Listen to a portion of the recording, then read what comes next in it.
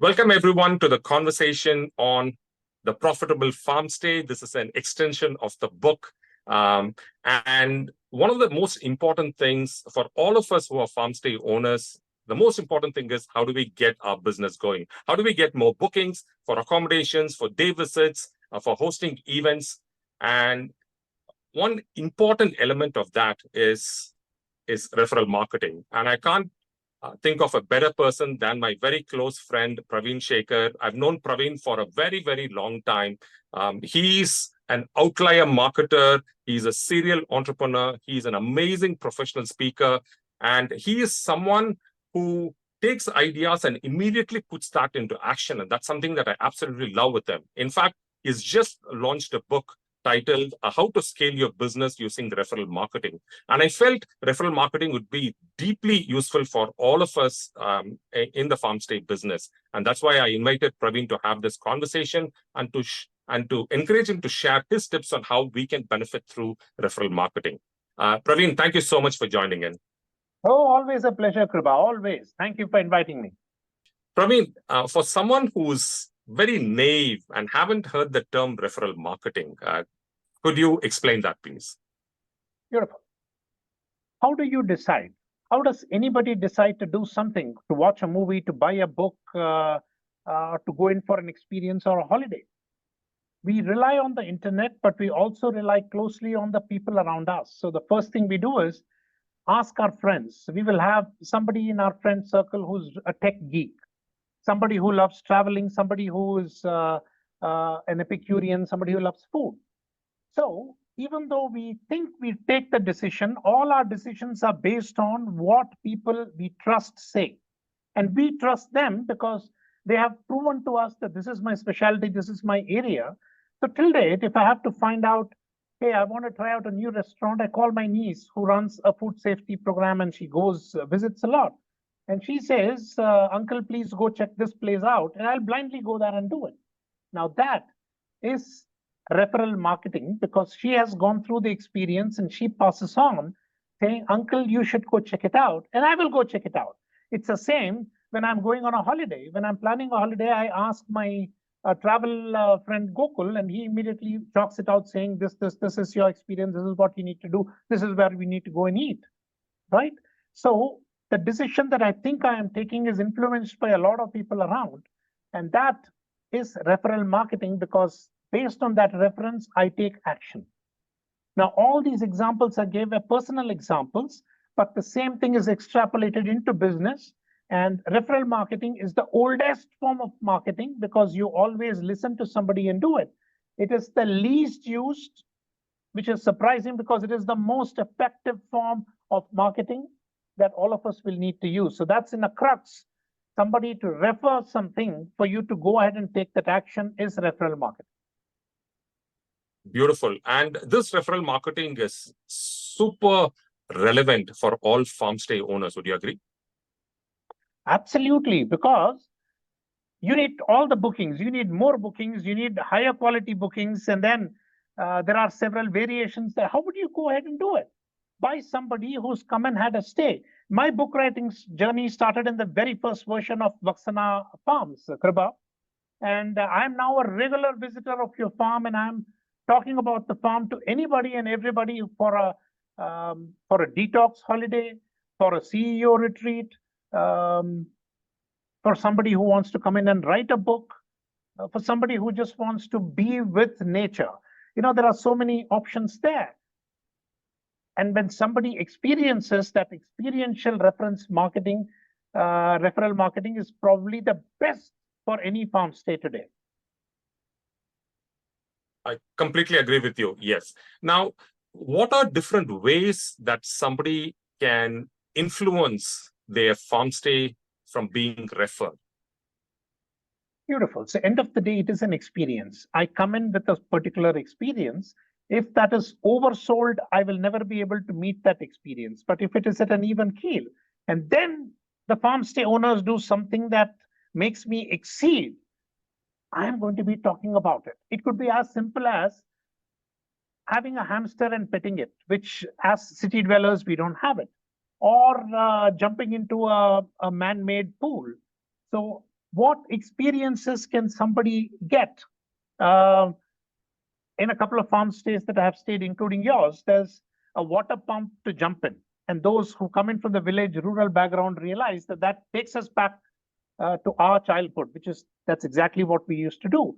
Or an overhead shower in the middle of a grove, all of a sudden coming in is a surprise. So these are experiences that we will talk about, and I have a term for it. Fill the pregnant pause. What happens when two of us are meeting? And let's imagine, Kriba, that we don't know each other much. We are meeting at a conference and, hi, hello, this is what I do, this is what you do. And that is a pregnant pause when both of us need to be with each other, but we don't know what to talk about. And these experiences are fillers. They will fill that pregnant pause gap. And I immediately start off saying, hey, have you ever been to a retreat? Now, last month, I took a bunch of professional speakers to Vaksana Farms for a retreat. And we had 2 days for ourselves, and we had so much to do. We whiteboarded, we jumped into a pool together, strategized on a 2.5 kilometer walk. And all these are different experiences. They fill up that pregnancy pause. And immediately the guy says, hey, tell me more about it. Where is this? How far is it? Etc. etc. And it ends with me passing on the number and the details and sharing the pictures.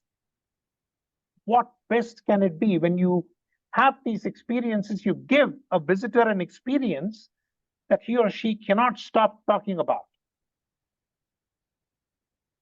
Very well said. I've seen you put referral marketing a lot in action in real life, Pravin. But what I also really admire about you is that you enable yourself to be referred easily.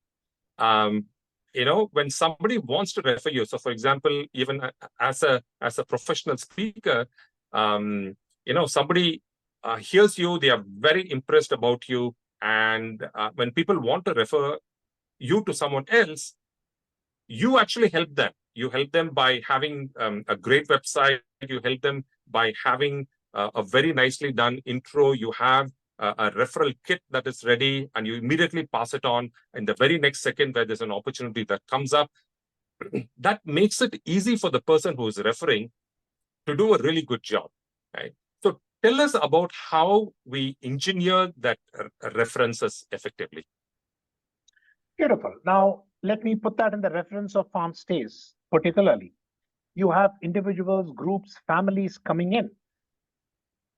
How do we get them to experience? What kind of pictures, images are we going to provide as by we? I mean, I'm putting myself in the shoe of a Farmstay owner here, Kriba. That's just the marketer in me. How do we enable these experiences? How do we enable them to talk about these experiences? So it is one thing, for example, when I give you an idea and I give you a solution. For example, we bumped into each other in Delhi. And during one of the creative sessions, I got an idea saying, hey, for the kids who come into your farm, why don't we give them something to play with, the animals, the relatability, etc. And this is something that I came up, double trouble at Vaksana Farms with what kids can go ahead and do. And this is something that they will sit and scribble and take it back and show. The parents would want to show it to others, the neighbors, and if they are in a larger apartment community, it is going to spread. Now, this is a seed. Now, for all those listening in, Vaksana Farms has not paid me for it. This is out of the love and affection because I've been there multiple times. And this is an idea which now, of course, as a Farmstay owner, Kriba has expanded and come up with a much bigger book. Why not merchandise? So wherever I speak, I have my merchandise on sale. I've got this, I've got a bag, I've got my dhotis, I've got a whole bunch because they are seeds. And we need to, come on, you are a Farmstay, you are a farmer, there are seeds. Well, in this case, you have to seed marketing seeds. Come up with merchandise, come up with bookmarks, anything from a 5 rupee range till 500,000 range. I would want to proudly say I went to Vaksana Farms and all I got was this cow t-shirt. Why not? Right? Anything and everything that I can seed to positively enable people to talk about me. Now, this is not manipulation. Please get me right. This is seeding. One, of course, we give them a great experience, then we enable them to talk about that great experience. What's wrong in it? We will need to engineer this word of mouth. So some happen through photographs, through videos, through drone shots, through jumping into the pool, to giving unique experiences, the food that is cooked specifically for them, the walks to the nearby village for late night street theater. All these are experiences that people talk about. And there is no guarantee that I'll get the same experience when I come in a month later, because it's a different season. But how can I use the voice of the visitors to bring in more referrals? I will need to enable it for them. So I can say, hey, come take a lot of good pictures and go, or I can take the pictures and send it to them, enabling it, making it faster for them to share. Beautiful, beautiful. Pravin, as you were researching for your book, How to Scale Your Business Using Referral Marketing, I'm very curious to know, are there any interesting examples, either that you have personally experienced or you've seen somebody else do very effectively? Are there any one or two examples that you would like to share with us? Absolutely. And I'm going to rely back on my professional speaking, Kriba. By planting all these seeds on a consistent basis over a longer term, word of mouth pretty much brings in 95% of my business. However, we will still need to continue the seeding across the digital realm. Now, as an example, and I'm using a bit of psychology here, why do people want to come to a farm stay? Because they want to cut themselves off, they want to achieve something, they want to spend more time with the family. So farm stays without a television, for example, enables us to suddenly start talking with the family members, right? Just eliminating a certain addiction enables us to talk a whole lot more. And that would be clearly one example that I would talk about. The second practical example here is a company called Yellowback Foundation in Madurai, Manjappai, which has grown significantly only through word of mouth. What do they make? They make cloth bags, yellow bags. Manjappai, when I was young, there was no plastic. So we went to go to a shop with the yellow bag in hand, filled it up with whatever, came back, and Yellowback Foundation started way before the actual plastic ban came in the state of TN, right? And their seed is one cotton bag of ours eliminates the need for 50 plastic bags, and this bag can continue to be used. So they have a social cause. There is a relatability that comes along with it, Kriba. But what they have also done is consistently seeded this line. One bag of cotton bag from Yellowback Foundation eliminates 50 single-use plastic covers. I want to contribute to it. Even if I have to pay 50 rupees, 100 rupees more, that is something that I want to own, and I want to talk. Obviously, I'm going to flaunt about it, and there will be a bit of virtue signaling there. Hey, listen, I've done this. Why don't you do that as well? And at a corporate level, I encourage companies to say, order 100 and give one for each of your colleagues, right? So not only am I referring, I'm also forcing my fellow CEOs to go take affirmative action in this particular case. That's a classic example. And Yellowback Foundation continues to grow, right? It is the same with Farmstays. How are we seeding? Who are we seeding? And that is going to be absolutely important. Putting on a marketer's hat. Yes, of course, I need 100% bookings, 120% bookings, but from whom? From where? For what reason? When we figure that out, our marketing communication and therefore the seeding becomes that much more focused. Brilliant, brilliant. I want to ask your opinion, Pravin, on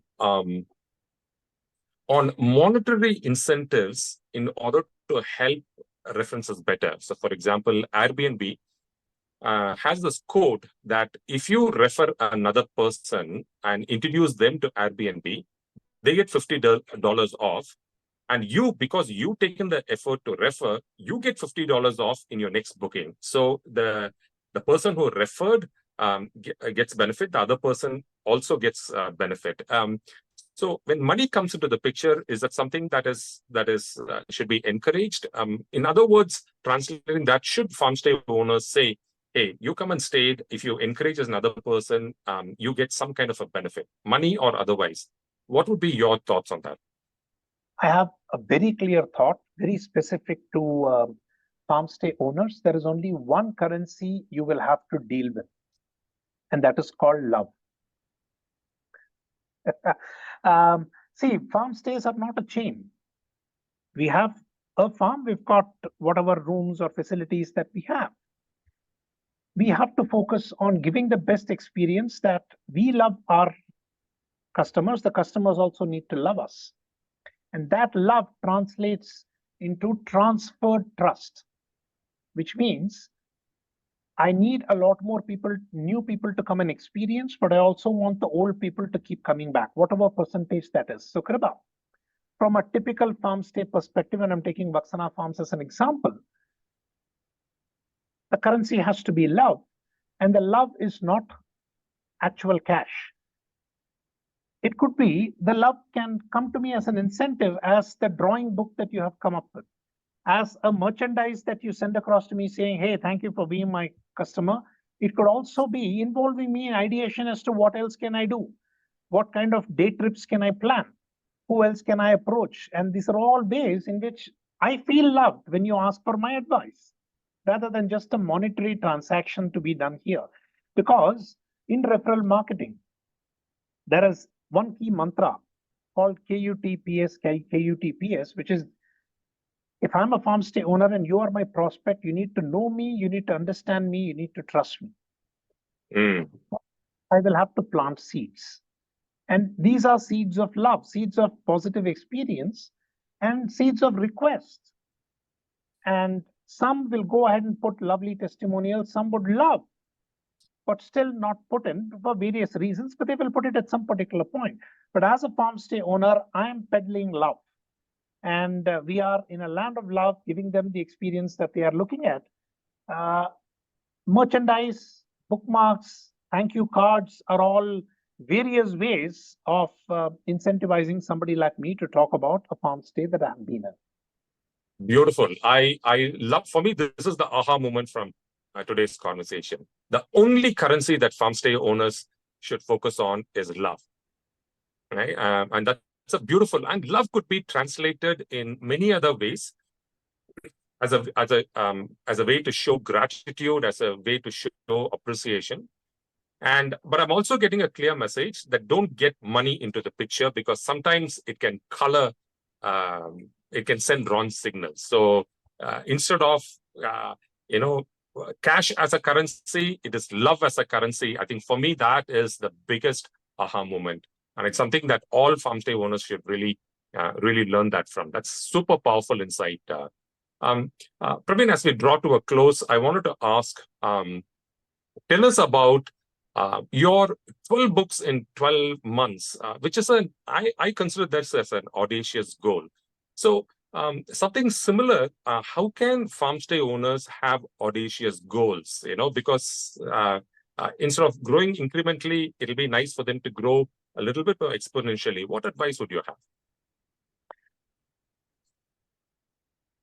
There are several ways in which you can provide experience in a farmstay, and I'm avoiding the word monetize. Monetize, we're here to run a business. Farmstays are a business, and there are several ways that you could look at. One, how do I get these people to come and experience me? For example, if I take Vaksana Farms as an example, can I set an audacious goal that this year 1,500 people will experience Vaksana Farms one way or the other physically? They could come in for a half-a-day session. They could come in for farming. They could come in for a retreat, a family outing. Can I set that as a target? When I set such an ambitious target, my brain will start thinking about how to get it done. Now, farmstay owners, we're all marketers, which means hurdles, challenges, bad weather. There are several barriers that will come in. My job as a marketing entrepreneur is, how do I circumvent all of that to reach my goal? And the minute you set such a high target, whatever is for each of the farmstays, your brain and the universe starts conspiring to make you achieve that target. And if you want more bookings, you need to have more people experience who you are, what you provide. And the more people who come in touch and fall in love are going to come back to fall in love again. And let me give you an example. Let's say a bunch of college kids come for their final year farewell to Vaksana or any other farmstay. what is going to happen after they move out of college? They're going to go a job. They will want to come back with a bunch of friends. They will get married. They will bring their family. They'll have a bigger family. So invest in the future, and the same folks, the love gets multiplied across. So some of the ideas to get more booking, merchandise, create that wow factor. What new experience can I give for returning people? And I'm going to give an example here of Creative Ghar. It's a creative purpose finding retreat that I was a part of a few years ago. I went in blind because it came through somebody's reference. I'm in love with it. Through me, several more people have gone. And what has Creative Ghar done for people who refer, and they've got a deeper purpose execution retreat that has been planned for such people. So it's love, multiplying love, and getting a lot more people. Why am I talking about them here? Right? Well, Creative Ghar organizes retreats, Farmstays provide the location for the retreats. So definitely something for us to marry. But this is exactly what it happens. I don't need, when I love something, I don't need an incentive to talk about it. I will talk about it all the time. Right? So how are you going to, which is you would need to put on the marketing hat, set on audacious goals, bring in people, talk to people who love you, and execute and engineer the entire part. My motto in life, my purpose in life is to inspire creators from thought to getting it done and make it as short as possible. Beautiful. Very well said. Very well said. In fact, for all farmstay owners who are listening to this conversation, for anyone who's listening to this conversation, one important lesson that we should get inspired by Pravin is his ability to turn ideas into action. And he does that by surrounding himself with professionals who are experts in that line of work. So, for example, when Pravin says that he has 12 books in 12 months, which is a really, really big goal, he's able to achieve it because he has the designers in place, he has the copy editors in place, he has the distributors and the publishers. All of that is something that he sets the foundation and the process. And now all he has to do is just think of creative ideas and topics, and then it goes through that cycle. So I think as farmstay owners, many times we are guilty of trying to do everything on our own in the intention of, hey, let's save money. But actually, we should think audacious. We should think about replicating these ideas very quickly into actions. Last question, Pravin, where can people find you online? Pravinshekar.com, pravinshekar.com. I love meeting new people. I love ideating and bouncing off any challenges or problems that any of you may have. So please reach out to me, outlier@pravinshekar.com. Fantastic. And Pravin's also active on social media as well. Please do follow him on Instagram and on Facebook. So Pravin, thank you so much. It's been, as always, fantastic, very insightful, very crisp, and more importantly, practical advice. And you spoke from your heart. Thank you so much for this. Lovely. Thank you for having me, Kripa.